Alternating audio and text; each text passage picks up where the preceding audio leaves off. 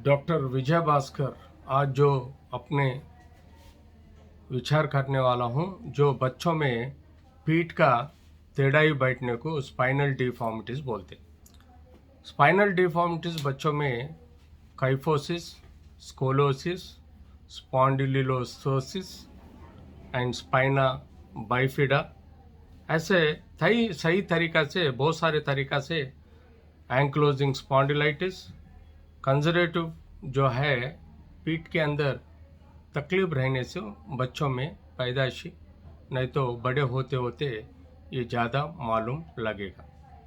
ऐसे जो पीठ का तकलीफ है उसको बचपन में ही समझना बहुत ज़रूरी है। जो काइफोसिस स्कोलोसिस जो है, काइफोसिस बोले तो सामने पीछे बेंड होना, स्कोलियोसिस बोले तो साइड्स लेफ्ट राइट को बेंड होना, जो पीठ का हड्डी का वर्टिब्रल कॉलम रहता उसको अपन डिफॉर्मिटीज बोलते।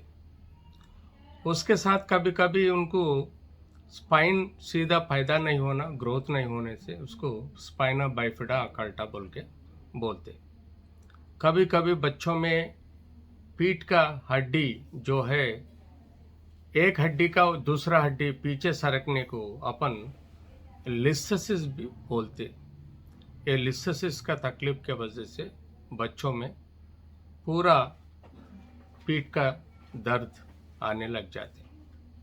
सो बच्चों में जब अपन बड़े होते देखे तो पीठ के अंदर हड्डियां टेढ़ा बैठने से अपने को जो बच्चा सीधा रहने का नहीं चांस रहता, बेंड होने के चांसेस रहता, वैसे ही उसको बेंड कंटिन्यूस रहने से उसको स्पाइनल डिफॉर्मिटी बोलते।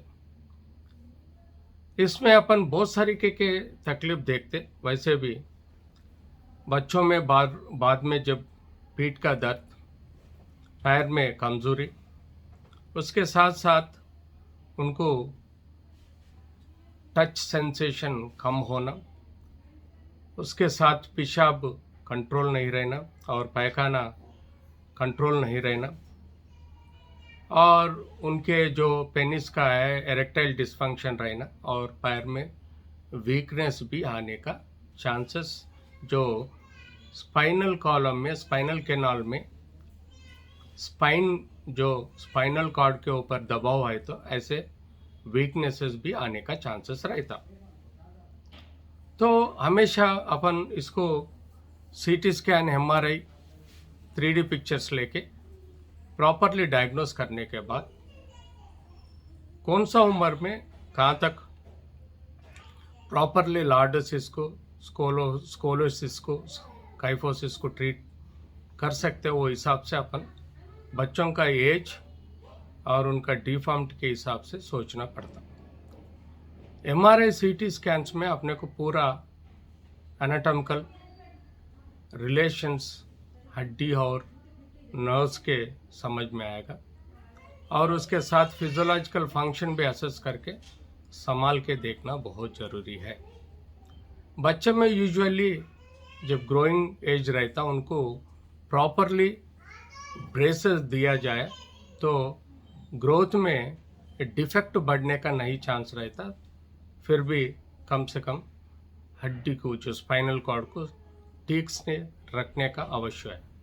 मगर कई बच्चों में जो डिफॉर्मिटी एक्सटेंसिव रहता, पेशेंट को उनके माँ बाप ठीक से डॉक्टर को नहीं दिखाए, नेग्लेक्ट किया, तो ऐसे पेशेंट बच्चों में डिफॉर्मिटी बहुत ज़्यादा रहने से तो ऑपरेशन की ज़रूरत पड़ता।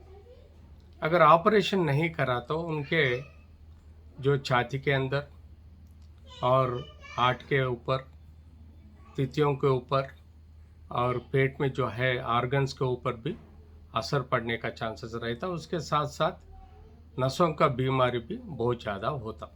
तो इसी के हिसाब से हमेशा संभाल के रहना, एज के मुताबिक डॉक्टर को, स्पाइनल कॉर्ड ऑर्थोपेडिक डॉक्टर को दिखा के हड्डी को सीधा रखने का कोशिश करना, नहीं तो ऑपरेशन करके वो स्पाइनल कॉर्ड हड्डी को स्क्रूस और रॉड्स बिठा के भी कोशिश करके कम से कम डिफॉर्मिटी रहे सर का कोशिश करके उनको रॉड्स और स्क्रूज फिक्स करके भी उनका डिफॉर्मिटी ग्रोथ को स्टॉप करने का कोशिश कर सकते।